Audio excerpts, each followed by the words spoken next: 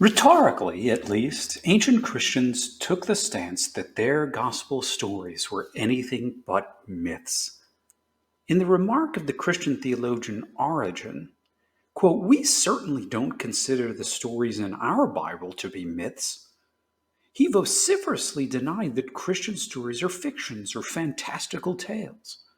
On this point, Origen was following the lead of early Christian writers. A writer claiming to be the Apostle Peter denied that he and his fellow apostles promoted cleverly devised myths. In turn, an author claiming to be Paul associated myth with Jewish lore and old wives' tales. These slights against elderly female and Jewish storytellers indicate some of the background for the polemic.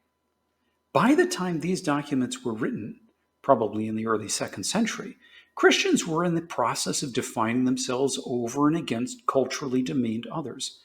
They were trying to say that their stories were true and thus respectable to the rational, male, educated elite in the Mediterranean world.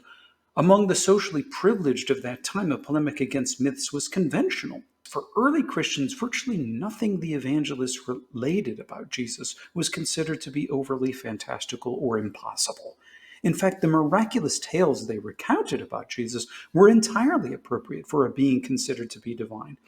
In short, gospel stories were originally written and received by Christians as history, as stories relating actual events. To be sure, later skeptics of Christianity, such as Celsus, around 170 of the Common Era, considered the Christian Gospels to include fantastical and impossible elements. Thus, he classified Gospel stories as myths. In general, Celsus referred to scriptural myths. He mentioned specifically Jesus' resurrection as a story comparable to other myths about Orpheus, Zalmoxis, Pythagoras, Protesilaus, and Heracles going in and out of Hades.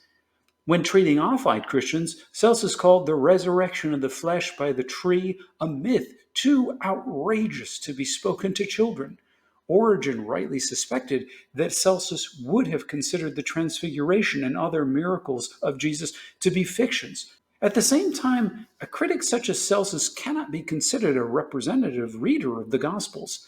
It may have been that the kinds of things the evangelists related about Jesus would not have been generally considered impossible or overly fantastical by a wider Greco Roman readership.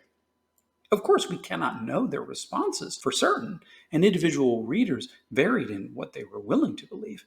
Nevertheless, we can obtain an idea about what educated readers would have thought of as historiography by their descriptions of it.